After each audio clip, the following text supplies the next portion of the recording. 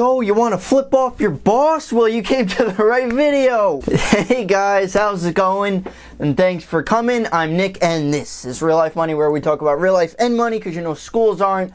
Don't forget to subscribe. So let's get started. So in this video, we're going over how to gain financial freedom, also known some people flipping off your boss. So before getting into how to achieve financial freedom, we have to understand what financial freedom is. So essentially, for some people, it's flipping someone's boss off whenever they want, but basically it's so you are not dependent on somebody else financially. Now, you could be completely financially free, you could be partially financially free, but any type is great. And it's definitely a lot better than being completely dependent, and where most people are because they're living paycheck to paycheck. We got to take control. So first, we also have to realize who is preventing us from achieving financial freedom. Well, I'll give you some hints. They're around every corner. You might not like them very often, and they are everywhere you go. They follow you everywhere. No, it's not the government. It's you. You are preventing yourselves from doing a lot more than you realize. I'm the problem. In my life, I'm the problem, and I have to adjust to that. Everyone in the world is out there pointing fingers at other people, thinking that they're the problem, and they might be completely right. But we have no control over that. The only thing we have control over is ourselves, so let's focus on that. Now we know what's going on. Let's go into achieving financial freedom, starting off with the first step of a total of 6 steps. I actually also have a bonus at the end, so basically 7 steps. But the first step, being aware of money in general. Most people throw their money away. They don't think twice about it. But you're smarter than most people, right? I know. You look that way. You're not paying any of those bank fees, little to minimum interest payments. You're having one less drink than everyone else at the club that everyone's talking about in songs and radios and stuff. You decide not to buy gold-plated shoes and following the rules and traditions that everyone does. I tried to make it rhyme. It didn't work out, but we have to think a little. Talking about thinking, moving on to the second step, which is something that we all probably heard of before. Live on less than what you make, also known as living below your means. Now, we might be sick of hearing this, but it makes complete sense, because it literally, like, if you lived on everything that you made, that would equate to having nothing at the end. Save first, spend later. I'll leave it at that, because we probably got taught that by our parents, guardians, and not teachers, because they're not teaching us this. The third step of achieving financial freedom, if you really want to flip off your boss, is have a freaking plan. You know, cool guys might do it just because they can. Then they realize they have no money and realize that was a dumb idea. Think more than 2 seconds into the future. Have a little control, and it's called delayed satisfaction. Something interesting, most animals cannot do this while humans can. An example would be, you could teach your children this, is I could give you 1 scoop of ice cream now. Or if you wait, you can have 2 scoops later.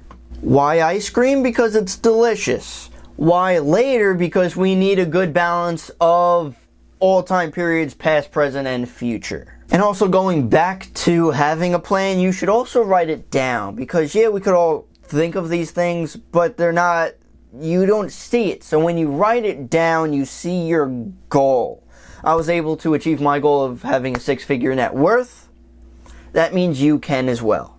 Step 4, which is one of the most important, and for me, I always talk about it, which is cash flow. Now, you could have $1 million in the bank. Like the lottery just went on. That was like a couple of days, maybe a week ago. And if you won, congratulations.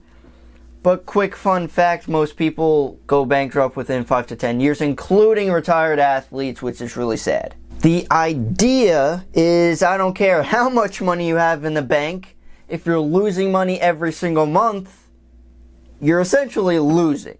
Now, the 5th step, which is going back to planning, but not just any plan, your plan. I don't know you like you know yourself. You know your life best, and we have to make something that works for us. So what do you want? Don't go for an American dream, mostly because no one knows what the American dream is anymore. But go for your dream and not an American dream. No rules! I feel like there are a lot of followers out there, and we just we like the idea of what they're doing over there, so we kind of follow them. Going for certain jobs. It's like, oh, start your own business. That's a great idea. If you like that, then go start your own business. But if you don't like that idea, or if you would rather love a job, then do that, which is fine.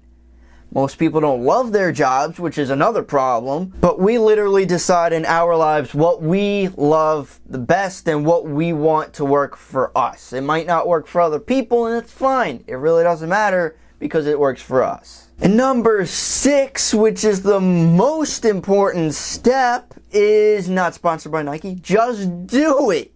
See guys, we have to bridge the gap between our thoughts and words and our actions. We could say fantastic things. Politicians do it all the time. Doesn't mean they're going to do it. So if we actually link our words to our actions, we could actually produce results. If there aren't any results, I'm sorry, but essentially you're doing nothing. If you don't see your money growing, if you're not seeing any interviews coming through, if you're not seeing anything going on with any focus you're trying to look at, you're not doing enough. It's actually a really simple concept. I'll give you an example. You know how to save money? Here's a secret. You save it. Now, it's a simple act, but doing it might be a little difficult. Oh, everyone says they're saving money, but then they go out and buy a new outfit, a new car, giraffe, what have you. The reason why we don't have the things that we want is because we don't go for them or even try to go for them long enough. Whether it could literally be anything in the world. It could be losing weight, saving money, going for new jobs, whatever. The reason why we're not achieving those is because we're not doing anything about it. Now, a bonus step for financial freedom, so basically number 7, relating to that weight loss thing, because I always compare like money to kind of like weight or debt and weight.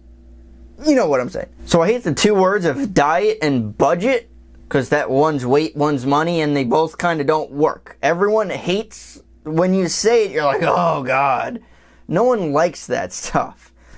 So instead of switching just for that, like you're basically suffering through like a year of doing things you don't want to do, and then you revert back to how you're living now, then you go back to where you started from.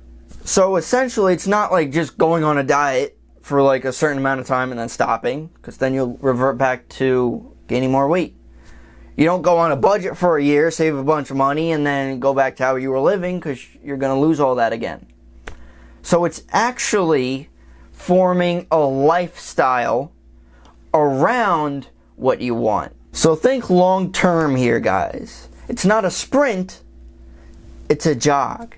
It's not a destination, it's a journey. So alter how you live and your certain lifestyles and change in those ways so you can do it throughout your life. Slow and steady usually wins.